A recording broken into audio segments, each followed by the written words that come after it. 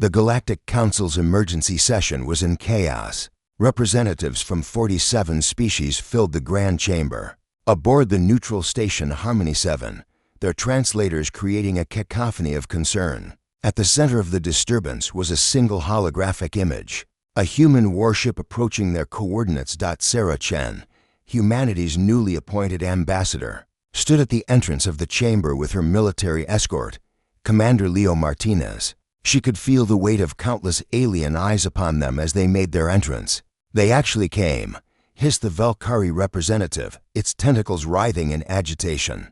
The humans brought a warship to a diplomatic gathering. The chamber fell silent as Sarah and Leo approached the central podium. The High Arbiter, a crystalline being known as Crystallos, shimmered with what Sarah had learned to recognize as disapproval. "Ambassador Chen." Crystallos's voice resonated through the chamber like wind chimes in a storm. "The Council demanded your presence to explain this provocation. No species in 3,000 years of Galactic Council history has brought military vessels to our sacred, neutral ground." Sarah maintained her composure, her dark eyes scanning the assembly. Leo stood beside her, his military bearing impeccable despite the obvious hostility in the room. "High Arbiter, esteemed representatives," Sarah began, her voice steady and clear. "Humanity has brought the UHNS Defiant not as a provocation, but as a demonstration of our sincerity." A ripple of confusion passed through the chamber. The Thoraxian ambassador, resembling a bipedal insect, clicked its mandibles in agitation. "Sincerity? You threaten us with weapons and call it sincerity?" Leo stepped forward slightly, his hand resting casually on the data pad at his hip. "Perhaps," he said calmly, "the esteemed council would benefit from understanding human history and our perspective on peace." "Human perspectives are irrelevant," snapped the Zephyrite representative, its gaseous form pulsing red with anger. "You are newcomers to this galaxy, barely a century since first contact. You know nothing of our ways." Sarah allowed herself a small smile. "That's precisely why we're here, to learn and to teach." She activated her own holographic display, showing Earth's scarred surface, images of humanity's countless wars, and finally, the reconstruction efforts that followed. "My species," Sarah continued, "has known war intimately. For millennia, we fought ourselves, nearly destroying our own world multiple times. We learned a harsh truth. True peace doesn't come from weakness or the absence of strength. It comes from the wisdom to choose peace while possessing the strength to enforce it."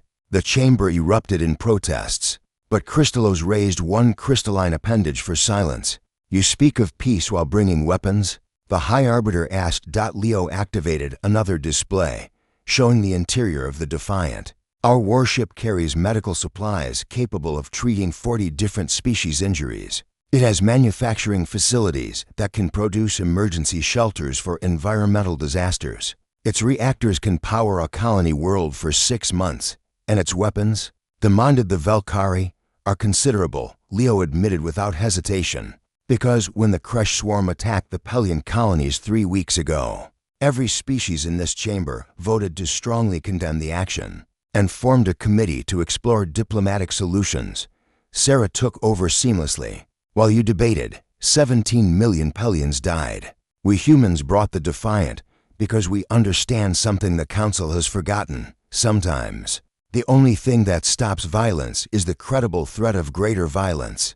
We are civilized beings," protested the Thoraxian. "We have evolved beyond such primitive thinking. Have you?" Sarah's voice cut through the protests like a blade. "Or have you simply grown comfortable, protected by vast distances, and lucky enough that the real threats haven't reached you yet?" She pulled up new data, intelligence reports on the Kresh swarm's movements, projected invasion routes, resource calculations. The swarm isn't going to stop at Pelion. They're gathering strength, and in 6 months, maybe less, they'll reach Council space. When they do, what will you do? Form another committee? The chamber fell into an uncomfortable silence. Leo continued the briefing, his military expertise evident. "The Defiant represents humanity's offer to the Council.